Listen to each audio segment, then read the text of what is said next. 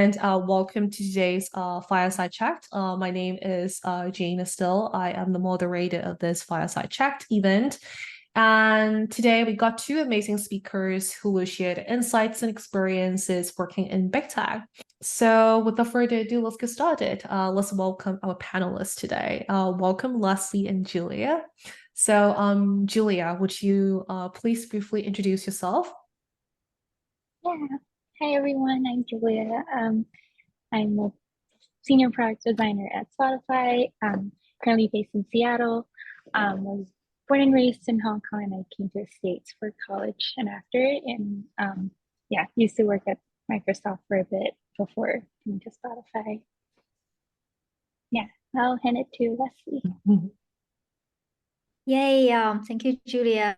So hi guys, my name is Lesley. I am based in Toronto. So excited to be here. I can't see you guys, but I'm sure there's a bunch of people in this chat. I am a product designer at Microsoft. I have a background in graphic design. So I started out my career journeys as a graphic designer and transitioned to product design. So this topic is very interesting to me, being someone moving from different industries.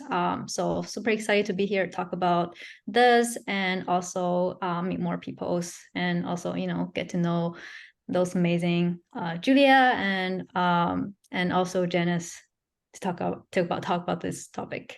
All right, yeah, this is so cool. I mean, like, thanks for giving us an intro. I guess like today's, we have over how many people right now? We got like around 60-ish people joining us today in the first part of this chat. I guess we are kind of eager to learn about your story and your experiences working in the tech industry. It's like, would you mind sharing your story, transitioning into or kicking start your career in a product design in tech? Sure. I can go first. So like I said, my background is in graphic design. When I started my first job, I was at the startup. So I have kind of jumped into different industry from like startup and more traditional settings like insurance, a little bit of e-commerce, and apparently now in tech. So for me, the transition was fairly smooth because I also did that, role switches, those switches at work. And I would say it's not as difficult for me to break into if we're talking about like tech industry per se, because once I basically had experience prior, and then once you have a little bit of experience, it's easier to get into like different industry. But then I don't know. I will also say that the timing of market also matters. So when I switched from like insurance to tech, it was also during the time where the market was very hot and there's lots of headcounts in the market. So it was also fairly easy at the time to switch job. Yeah, that was my experience, but I'm also wondering like what the experience is like as someone who graduate, and then as soon as I graduate we get into the tech industry, which I thought that was like such amazing things, and I didn't get that experience. So it'll be interesting to hear you guys. I think Julia, I don't know about too much about like your career path, but then I would just hand off to you. Maybe you have like different paths than me. Yeah. So yeah, I'm kind of more in the latter, like that you mentioned. Like I kind of I had a communication design degree, and so after graduation, I joined Microsoft. I kind of got into it because the recruiters came to my school campus, so I did attend the job fair, and so definitely go to those if you have the chance. And yeah, so that's how I got my foot in the door. And I worked on like a variety of products, like from like more like physical, like industrial product, and I was designing like the user experience of like a large screen device at Surface at Microsoft. And then I moved into more like systems. So like think about Windows and like operating systems. And then I wanted to have more like mobile experiences. So I decided to like seek other opportunities. And that's when I kind of start looking elsewhere and joined Spotify. So yeah, I guess my path has always been in tech. I actually would love to learn like how things are outside, and I definitely think that learnings are as valuable too. I had a couple internships in advertising actually, and I Nice. realized like very soon that advertising was not for me. And I definitely prefer like building things that people can use rather than like kind of the marketing side of it, even though I think both are equally important. So yeah. Yeah. This is so good to hear that you two come from different backgrounds. Leslie come from a graphic design background, and Julia come from a communication background. I came from psychology background. I know no one asked, but anyway, like I'm so glad that we got so many different background, and I'm sure that you guys can share a lot of good stuff and your experience with all amazing participants today. All right, since you mentioned about different backgrounds, I'm just curious, like what are some good majors, or what are some good programs can help you to be a product designer in tech? Oh, that's a good question. So for me, I actually didn't attend any program. My transition was fairly smooth happening at work. So I would say if the questions I don't have lots of answer for like program part of it, but I do know like for example, there's lots of really great channels on YouTube, like Figma, for example, have their own channels, and they literally put out like entire course of how to build a system from scratch. So there's lots of great resources out there. And if we're talking about like opportunities to break into the product design fields or breaking into become product designer, for me, I would say the opportunity to raise your hand at work when there are certain things that you wanted to work on, like even though it might not be part of your job description, like part of your responsibility at the moment, but then it will be something you wanted to work on in the future. And or like some sort of skill set that you don't have at the moment, but then you thought it would be really great to have to help you grow as a designer. Raise your hand and take on some of that work, some of those project and work would be really, really helpful. That helped me to transit. For me at work, I did that at my very first job when I was a graphic designer, and there's opportunity for me to build a design system because at the time the team or the company was looking to build their very first mobile app, and they needed someone with UI background. I didn't have UI background at all. I didn't know what UI is. I know what UI is. It's just basically made the app pretty. That's what I thought what UI is. But at the time I was like, this is something I wanted to do. I wanted to try. So I did that, and that basically helped me to land my second job as a UI designer. And then, in my second job, and there's opportunity for me to work on like UX projects. So that basically helped me to transition from UI designer to UX designer to product, eventually lead me to a product design role. So I would say looking for the opportunities at work is really really helpful. Yeah. Sorry, that's a long Yeah, I mean, short it's a good story though. Julia, do you have anything to add? Yeah, like +1 to Leslie, definitely be curious. I definitely think product design is a very like broad industry, and a lot of people come from many different backgrounds. Like myself, I came from more like design background, so like things that I definitely want to learn more about would be like research and like psychology, product management, things like that I have to read up about in business side of things. If people come from more of like a business side, they might want to take some courses in like the fundamentals of like design and like having visual design, also like making sure the foundations are great. And yeah, like a lot of people also come from HCI, and so that's another popular major if people are students. Yeah, this is good to hear that. Since you both mentioned about like, self-learning and experience are pretty important to land a job in tech industry. So I'm just curious, like, did you face any challenges when trying to break into the tech industry? It seems like you both have the right experience and right education to get into. But on top of that, is there any other challenges that you faced? Yeah, I guess I can go because I guess like for me, a lot of the learnings on interaction and UX design was also on the job. And like, because at Microsoft, my focus was more on like large screen, like very bespoke type of screen resolution and like operating systems that's like desktop. So my actually like I kind of lack mobile opportunities and like and so sometimes when I was looking for jobs, like people were looking for like, oh, like what about mobile design? Like I haven't seen like evidences of that. And so for me, I think there's definitely soft projects I can do, but also like reading up on like yeah, like design system, like material design, like iOS, like very yeah, human interface like guidelines.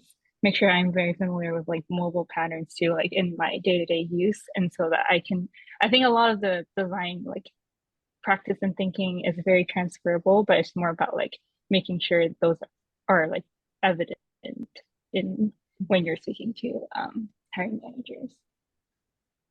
Yeah. What do you think, Leslie?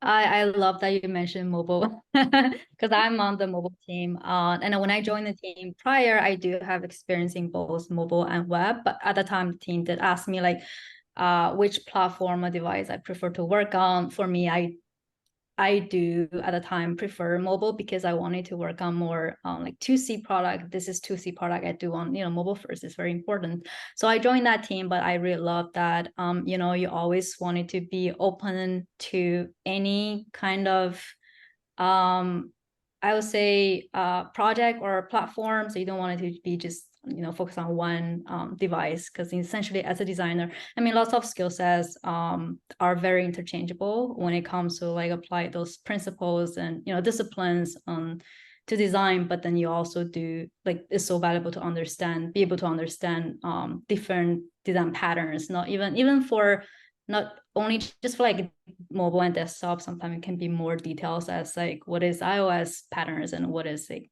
Android patterns and what is iPad patterns. So that's, I love that you mentioned that. For me, one of the challenge, maybe not like challenge per se, but it was kind of like a shocking moment when I started apply for like tech apply roles in tech, was that I found the hiring process was incredibly long. Like it was very different from my other job or other interviews I've been to. Like normally there are like 3 rounds, versus tech is very normal to have like 6, 8, 9 infinite rounds. So that was definitely like one of the shocking moments. But once you get used to it, you get used to it, kind of like, oh, I know what's going on. And they're just they like to expand like the panel part of it, kind of things. I love that you mentioned about the lengthy interview process. I think one of our students, she just went through 10 rounds of interview with a startup, not like a tech company. So I think that has kind of became a norm right now in the tech industry. It's crazy. So speaking of interviews, I'm just curious, like, would you provide some insights into the interview process, kind of break it down a little bit for other folks who are new to tech?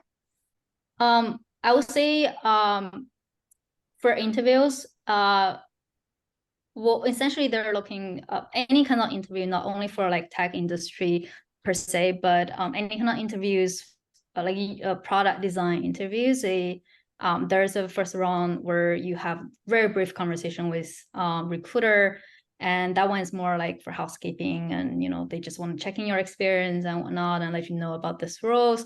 And then usually come for like follow with portfolio reviews. That's kind of like the must have interviews, doesn't matter which industry or which company you apply for.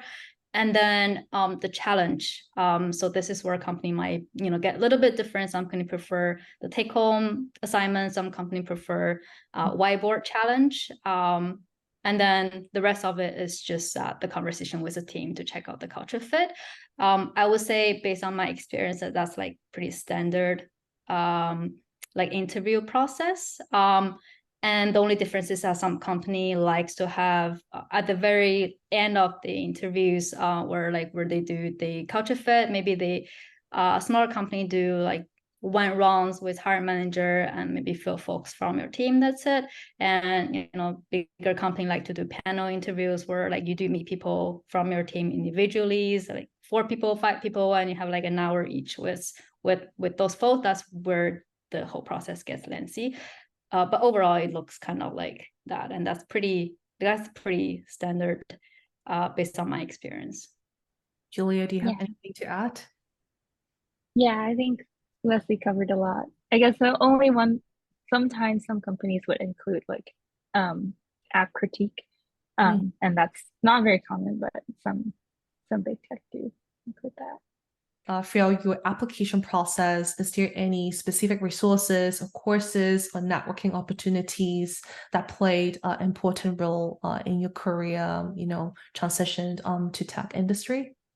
That's a good question. I also try to make some good friend at work. I know there's this such thing that you don't want to be too close to your coworker, but I do find that like looking back at my career so far, the people that helped me the most is people I met at work. And then we become really good friends. And they're also really good resources to reach out for. Even after they leave my company or they left the companies, and become really good like resources for networking. So that would be, I think for me, that would be like I think that's one of the most important lesson I learned. Yeah, this is good. Yeah. Julia, do you have anything to add?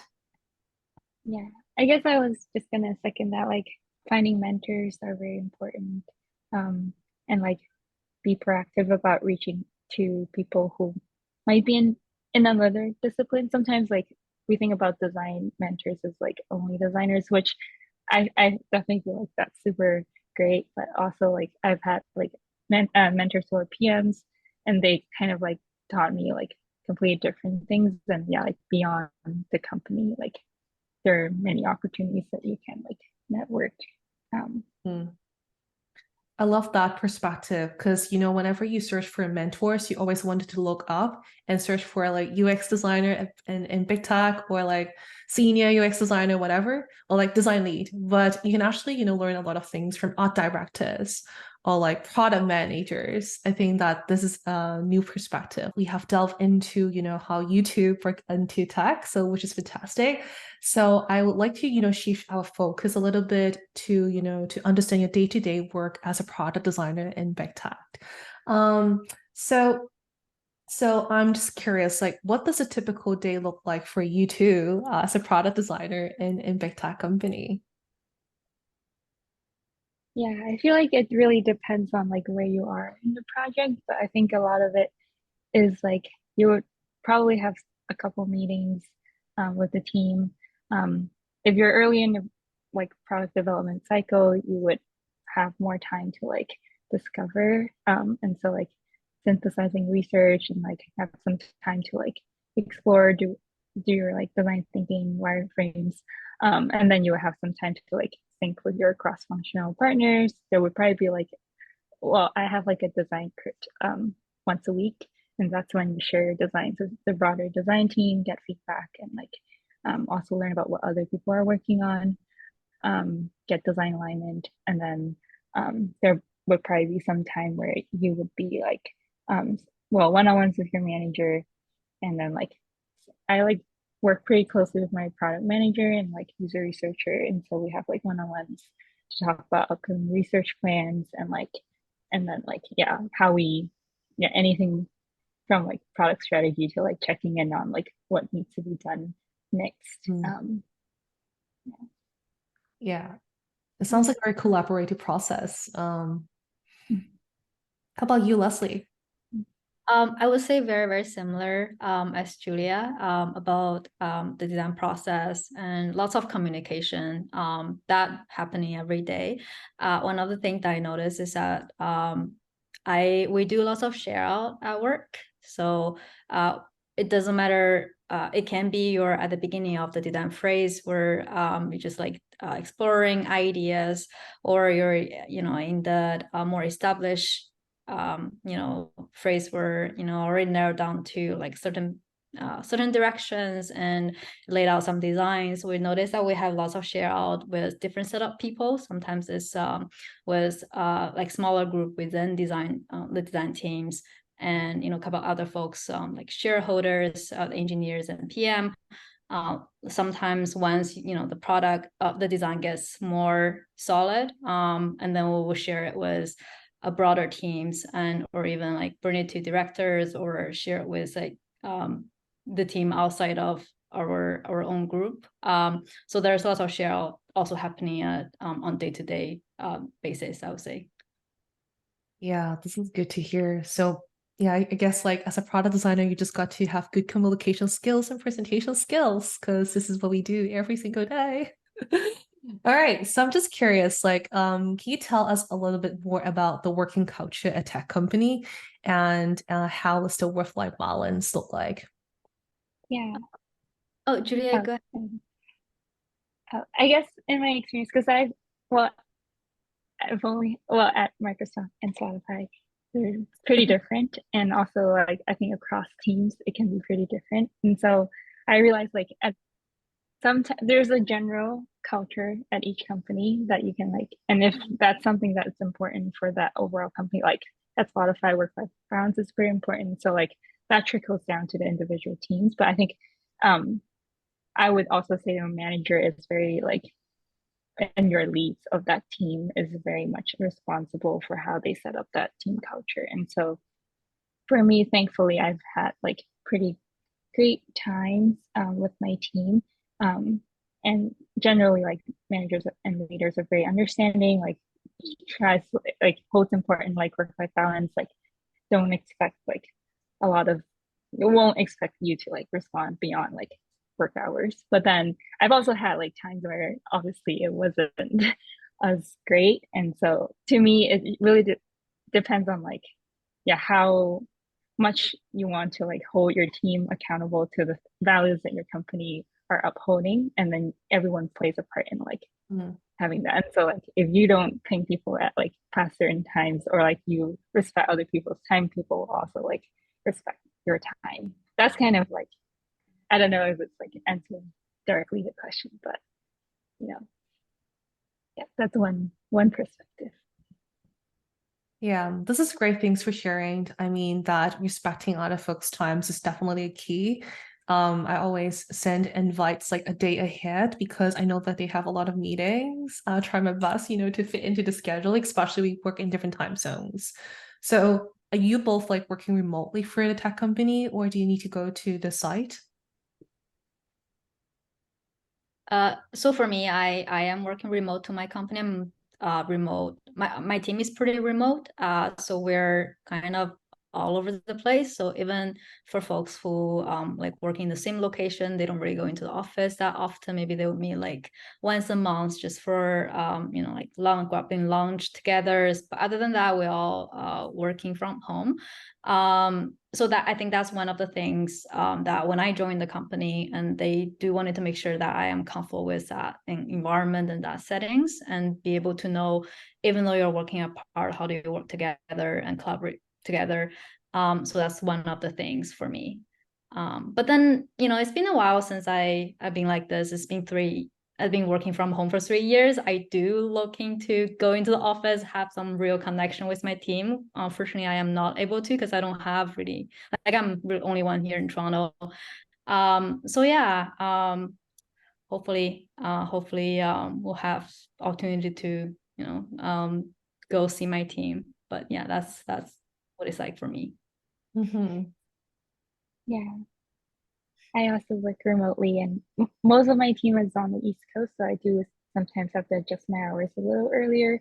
And we also work pretty closely with like our teams in Europe, and so a lot of the times like if we aren't able to meet, we would have to get better at like async sharing. So like recording Loom videos, or like sharing in Slack channels to like make sure you get the feedback you would want without like, yeah, and still be able to like have decent work-life balance. Speaking of your work, actually, I do have a question from the audience, and I found that it's pretty good, and I really want to ask it out right now.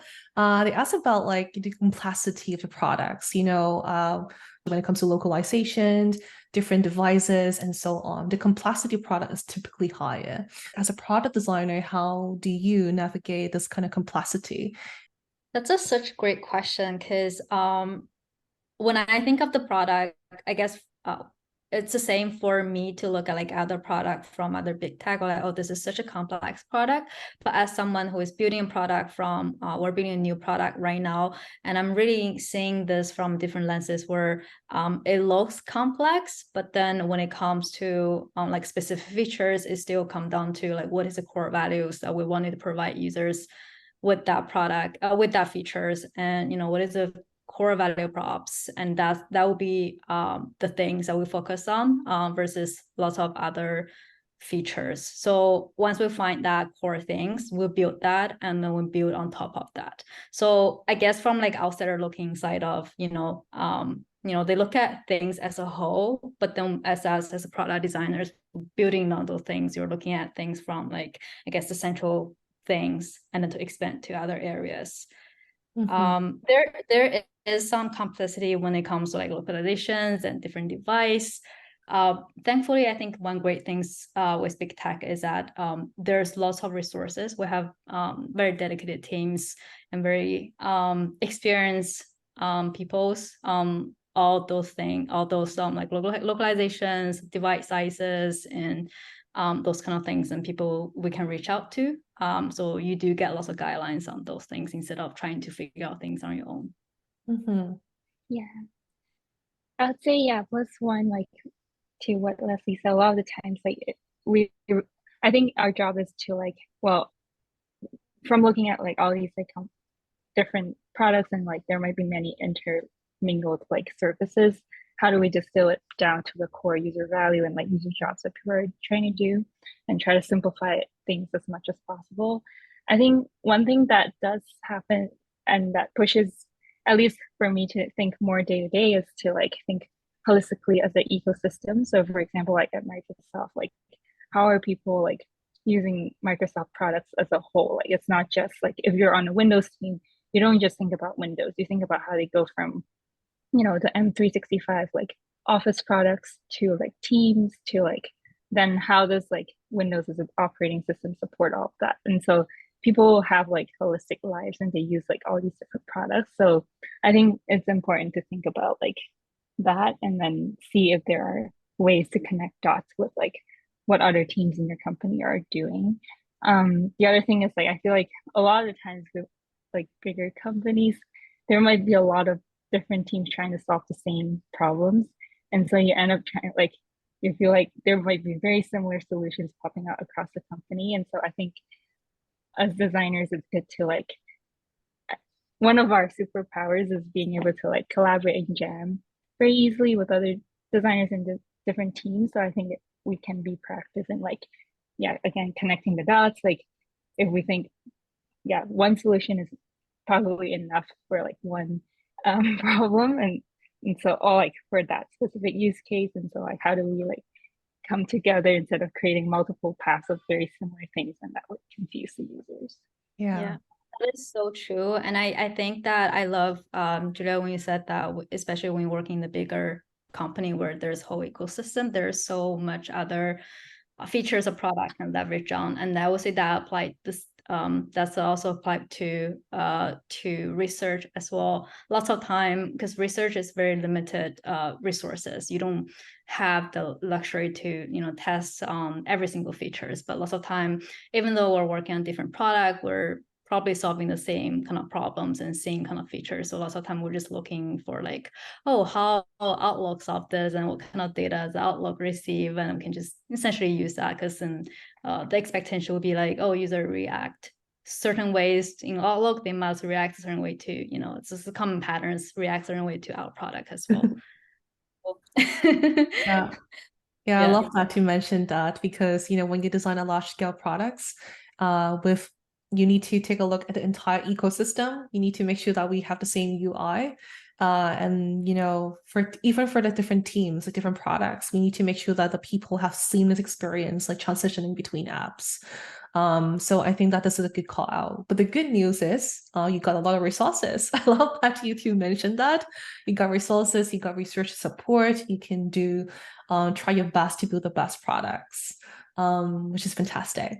So now we have discussed your day-to-day life in big tech and how both of you enter the field. I received tons of questions on how we can get into big tech. And I believe that many of us are pretty curious about, how designers nowadays can break into tech, especially with the tough job market. So as industry insiders, could you please share some insights into, the current job market and how to break into big tech as a product designer?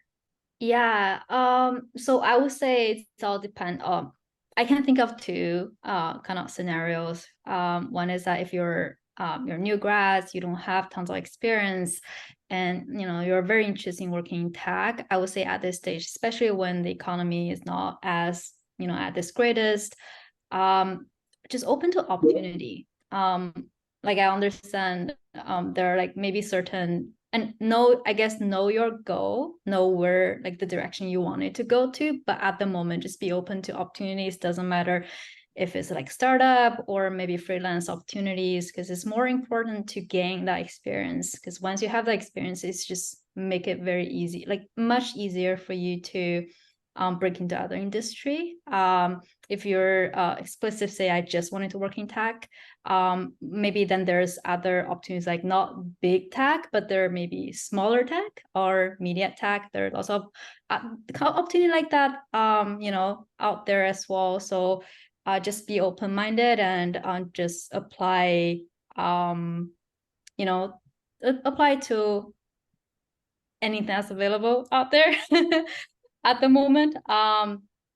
Because I think when it comes to tech, the great things about tech is that not like other industry, like healthcare or gaming, they have stronger preferences that you have like previous experience related to that field, versus tech is essentially is software, right? And then every company they deal with different software, different set of problems. But when it come down to the skill set as a UX designer or product designer, they're looking for very similar skill sets of how to solve problems.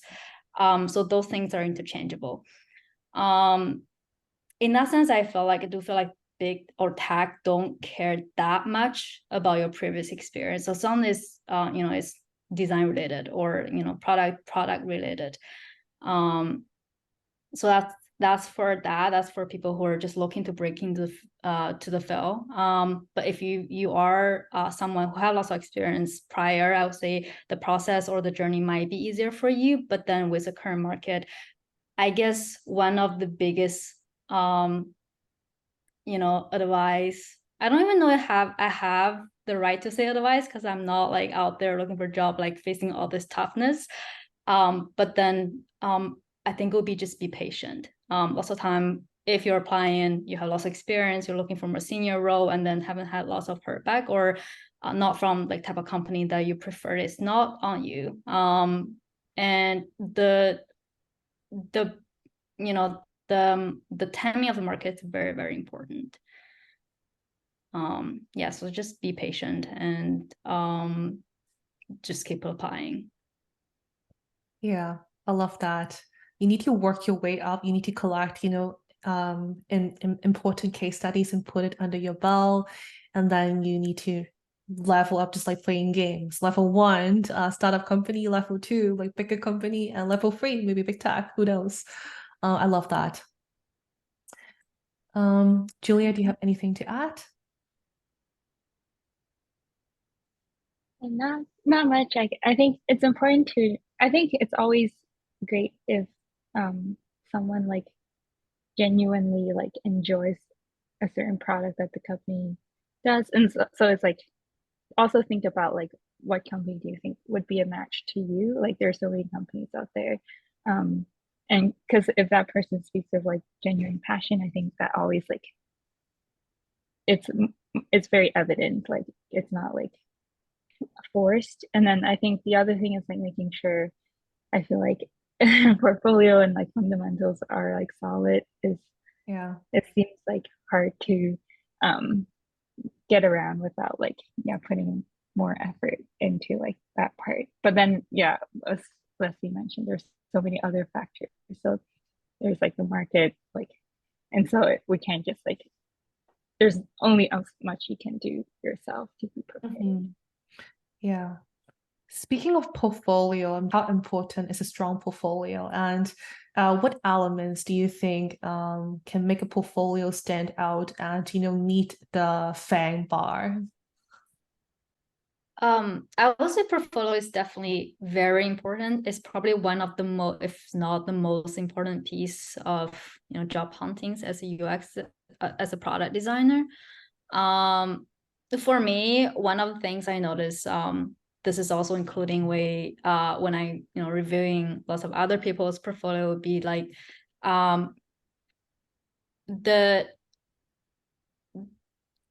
I always encourage them to have a strong visual asset, like, or at least use some visuals in the portfolios as a whole, that when the hiring manager looking at portfolios, and you have that something that will for them, that they wanted to keep reading on the portfolio. Lots of portfolio I found are very text heavy.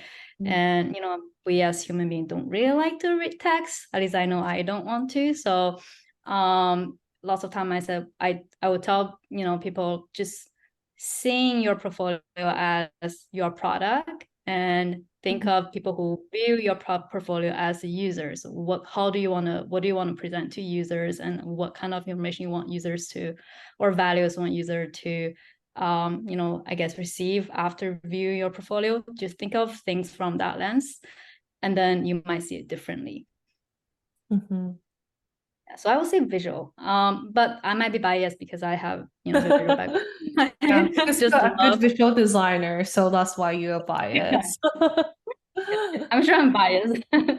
Right. Yeah, I would actually agree, because actually like well, definitely strong process, strong content, it's like key, and storytelling. And then the one way to like stand out really is like when you see someone have like very great polish, like their visuals are on point, their UI is not like they have like the right visual aid for like the right sections, or like for the process, and it's very easy to follow. And I think that really like pushes one case study above like others when you see that.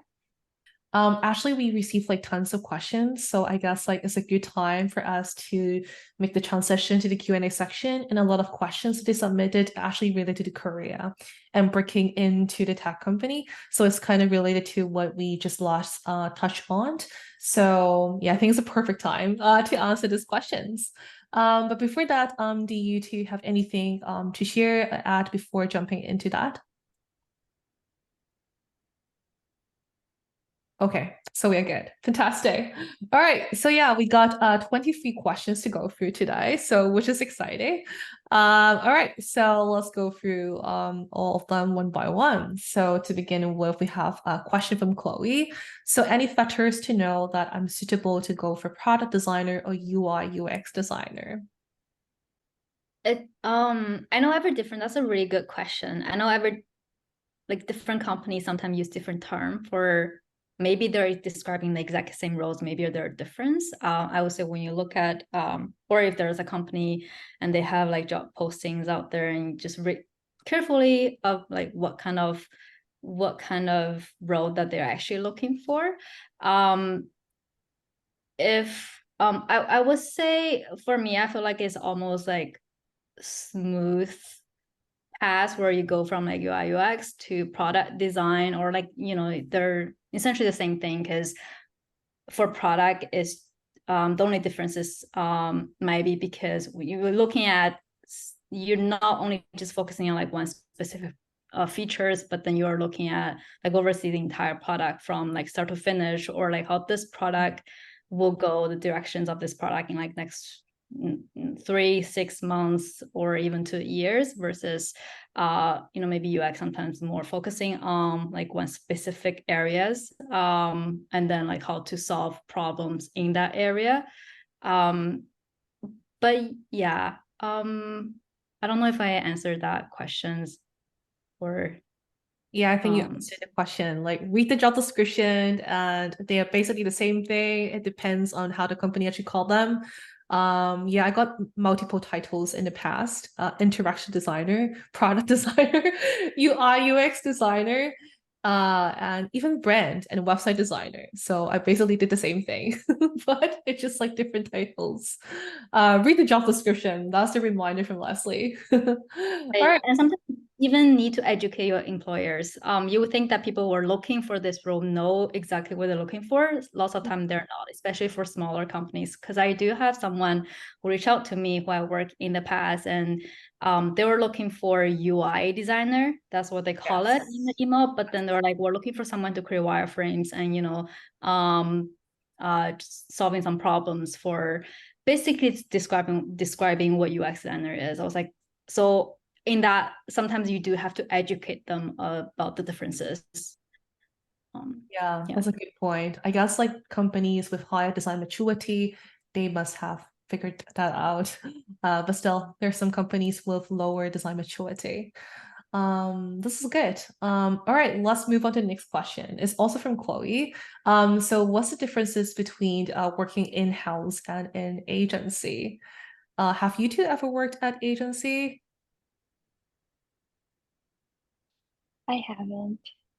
Um, but I Okay. think from like just learning, yeah, and James, I know you have, so maybe you're better fit to answer this, but I feel like, and just by like learning from other people, Yeah. probably it's just like you work on something to be like built, whereas in an agency, you might not be the one building it. And so like you actually get to see the product through many iterations and like you like learn to think more in phases, like not just like one time thing, but like what is the MVP, then like next cycle, like incrementally introducing things to yeah, make the Yeah. product like more complex. Yeah, I think you captured it really well. As a past agency product designer, yeah, I would say yeah. So you got it. Yeah, you captured it really well. I guess like on top of it is that the typical product cycle for agency designers is shorter comparing to in-house designers. We just have like shorter period of time to work on the project. We need to ship a app like in 3 months, let's say. Whereas if you work in an in-house, you got a year to build an app. So it's like a huge difference. And the other major difference is that as an in-house designer, you got to keep track of the data. However, unfortunately, if you work in at a design agency, and most of the time you don't have access to those valuable data, they're gatekept by your clients. So as a result, it's so hard to iterate a design based on data. So which sucks. But anyway, there are some fun parts working at a design agency is that you got to work on so many different projects in a very short period of time. And if you love presentation, if you like to talk to different people, agency is a good place to go with a design career. All right, so let's move on. We still got a lot of questions to go through. All right, so the next question is, all right, I think we answered that. The next question is for Lesley, actually. So when you transitioned into product design, did you keep your seniority or did you have to restart your career journey? It won't be a restart because I think all those skill sets from my prior experience are just built up on top of each other. So in that sense, for example, even as a product designer, I am required to have the UI skills. I'm required to have the UX skills. I think that's one of the benefits of starting off as a graphic designer. I even for other disciplines, for example, I know people came into the field with psychology backgrounds, which such a great asset for become transition to like researcher, UX researcher, or UX designers. So I wouldn't say that you just abandon just because you switch career. That means that you abandon whatever prior experience you have. It would just be a build up and great asset, valuable assets. That's just unique to you. Sorry, I go ahead. would say though, if the prior experience are not design related at all, then it might be harder. All right, so the next question that I have here is how can I get an online internship in Microsoft? Is that possible? I don't know. Do you know, Julia? No, I mean, it's probably just a remote internship. All right, let's move on. All right, so the next question is I'm a software engineer with great passion on UX. So, what's your recommendation to get started on UX and eventually land a job, especially now the market is very competitive?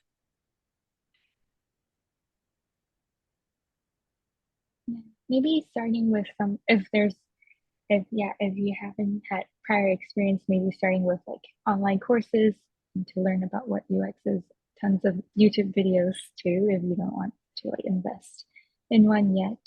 And just to get, your dip your toes in and then try to do some projects like by yourself and then like talk to other mentors online, ADP list, or a lot of people there who might be able to like answer some questions and kind of get started. Mm-hmm. And that's such a great strength to have. If you wanted to be a product designer, you already know so much about codings and everything. Is you basically skipping the whenever we ask what is a technical constraint part of it to our engineers. So that's great. And if you're already working as a software engineers, one of the things I can think of at work is that I'm sure you have lots of opportunity to interact with designer and then even hear their design process because they will be talking about designs. And I think that's such a great opportunity to just chat with them and even tell your fellow coworkers that, hey, this is my passion and I love whatever design you guys are doing, and even provide your design feedback and just learn from them. I think that's such a great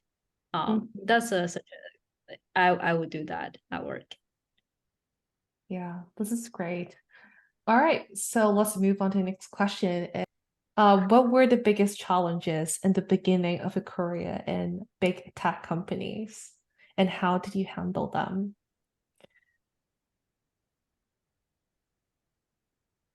Yeah, I can think of a couple. For me, it's about like designing in silos, like not knowing like because there are so many efforts and work streams going on, and like it's kind of similar to the earlier point. Like if I just only like design within my own team and product, and I don't know what's like how to align it to other products and services, you start to have like very fragmented experiences. So I think like also not knowing even where to start was like a huge challenge. So I actually like just reached out to my manager. I said like I really don't know what, like there seems to be so many people like who are doing similar things, and like who do I talk to, and like I think starting there and like reaching out for help, reaching out to different team members, and that's like and really learn like what your company does like outside of your team would really help. And the other part is like focusing, and like it's also like the flip side of it is